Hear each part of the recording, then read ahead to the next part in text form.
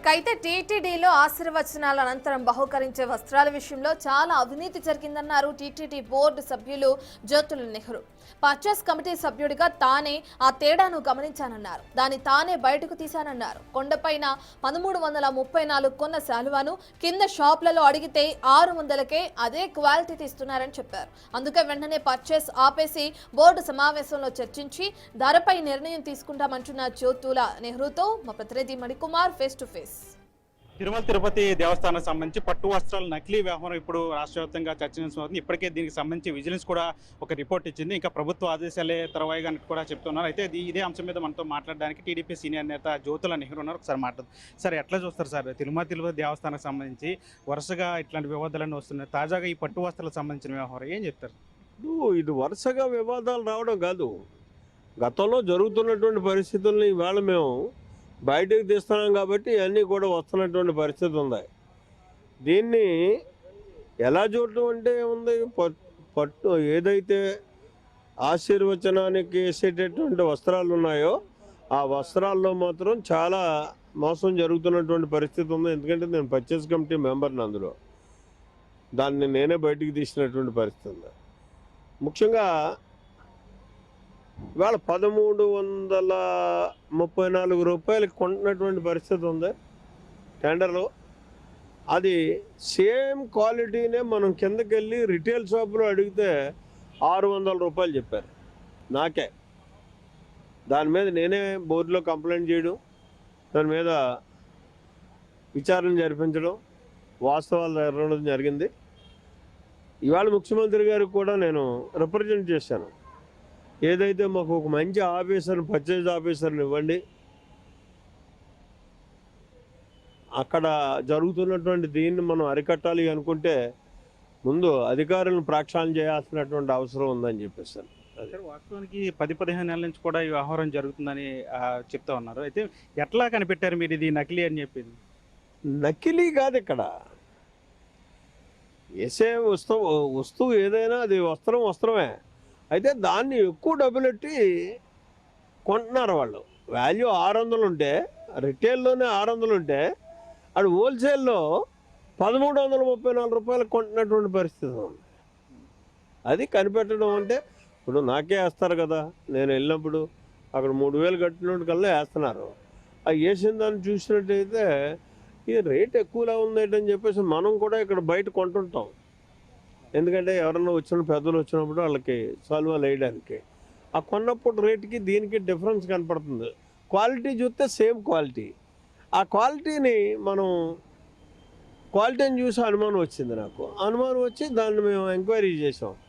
ఒక రకంగా కాదు, నేసీ వాళ్ళ దగ్గర నుంచి, దీన్ని తయారు చేసే వాళ్ళ దగ్గర నుంచి, రిటైల్ షాపుల దగ్గర నుంచి, హోల్సేల్ షాపుల దగ్గర నుంచి, ఆ తిరుపతి కొండ కిందకు వచ్చి తిరుపతిలోనే రిటైల్ షాపులో మేము దాన్ని చూస్తే వాళ్ళు 600కి ఇస్తా అన్నాడు మాకు.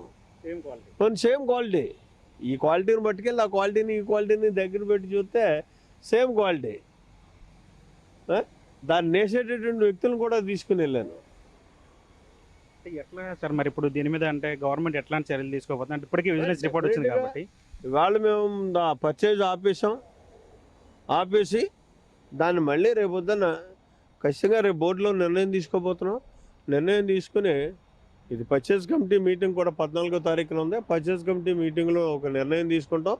నిర్ణయం తీసుకొని ఏదైతే 600 రూపాయలకి ఇచ్చేటటువంటి ఇది ఉందో అవసరం కూడా 600 రూపాయలకి పర్చేజ్ చేస్తాం తప్పించి దాన్ని ఎక్స్ట్రా దేవుడి సొమ్ముని పెట్టేసి మన ఇష్టమైనట్టు వాడుకోవడానికి అది భగవంతుడి సొమ్ము, మళ్ళీ ఒక పరకామణి కాకూడదు.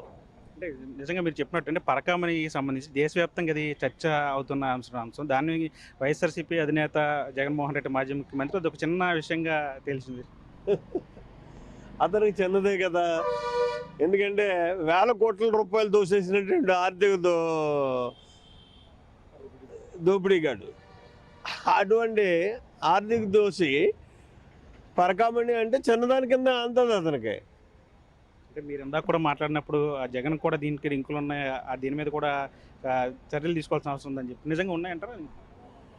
నా అనుమానం అయితే ఖచ్చితంగా ఉన్నాయి. ఎందుకంటే ఏదైనా సరే తాడేపల్లి ప్యాలెస్ నుంచి ఆదేశాలతోటే అక్కడ జరిగేటటువంటి పరిస్థితి జరిగింది. గత 5 సంవత్సరాలు కూడా అందులో ఒక జగనే కాదు, సుబ్బారెడ్డే కాదు, కరుణాకర్ రెడ్డి కాదు, వీళ్ళందరూ ఉన్నారు కాబట్టే మీకు దానికి ఉదాహరణ ఒకటే.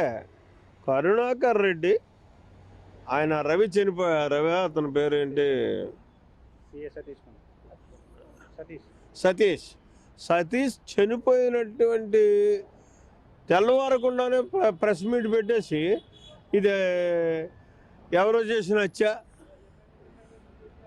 కాదు ఆత్మహత్య రకరకాలుగా మాట్లాడాల్సినటువంటి పని లేదు, అంత తొందరపడిపోవాల్సినటువంటి పని లేదు. ఇందులో వీళ్ళకి సంబంధం లేకపోతే ఖచ్చితంగా పరకామణిలో జరిగినటువంటి ఆ దొంగతనం అనే దాన్ని మనం బయటికి నిగ్గు తేల్చాల్సినటువంటి అవసరం ఉందని చెప్పాల్సినటువంటి బాధ్యత ప్రతిపక్ష నాయకుడిగా జగన్మోహన్ రెడ్డి మీద ఉంది.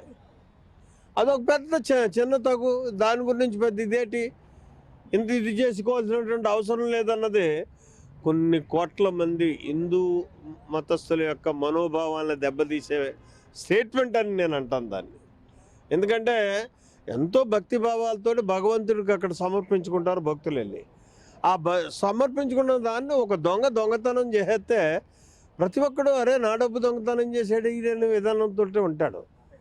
మరి అటువంటి దానిని చిన్నదాని కింద అతను మాట్లాడాడు అంటే ఖచ్చితంగా అందులో వాళ్ళందరికీ సంబంధం ఉంది కాబట్టి దాన్ని ఏదో డైవర్ట్ ఆఫ్ ఇష్యూ కింద చేయాలనే ఆలోచనతో చేసినట్టుగానే నేను భావిస్తున్నాను. ఫైనల్గా చెప్పండి, అంటే మొదటి నుంచి కూటమి ప్రభుత్వం వచ్చిన తర్వాత ఇష్యూలన్నీ కూడా బయటకు తీసుకొస్తున్న పరిస్థితి, లడ్డు వివాదం కావచ్చు, లేదంటే పరకామణి, ఇప్పుడు పట్టు వస్త్రాలకు సంబంధించి, అంటే కోట్లాది మంది హిందువుల మనోభావాలు దెబ్బతీస్తున్న అంశాలుగా ఇవి చెప్పాలి. అంటే భక్తులకి ఏం చెప్తారు, అంటే ప్రభుత్వం దీని మీద ఎట్లాంటి చర్యలు తీసుకుంటాయి?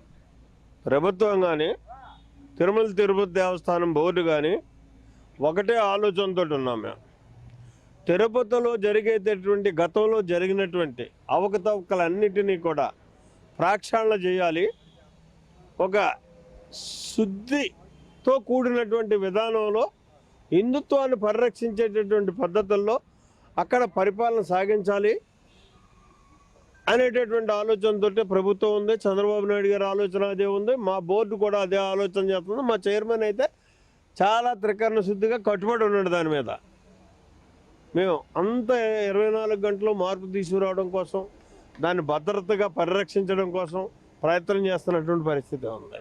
పరకామణి విషయం కావచ్చు, లేదంటే లడ్డు వ్యవహారం కావచ్చు, ఇవన్నీ కూడా భక్తుల మనోభావాలను దెబ్బతీయకుండా, ఎక్కడా కూడా వాళ్ళ మనోభావాలు దెబ్బతీయకుండా ఈ విషయాలన్నింటి కూడా పూర్తిగా వీటిలో ఉన్న నిజాలను తెలిసి దోషుల మీద చర్యలు తీసుకుంటుకోవడం ప్రభుత్వం అని చెప్పి ఆయన కూడా చెప్తున్న పరిస్థితి. వల్లితో మనీ, బిగ్ టీవీ.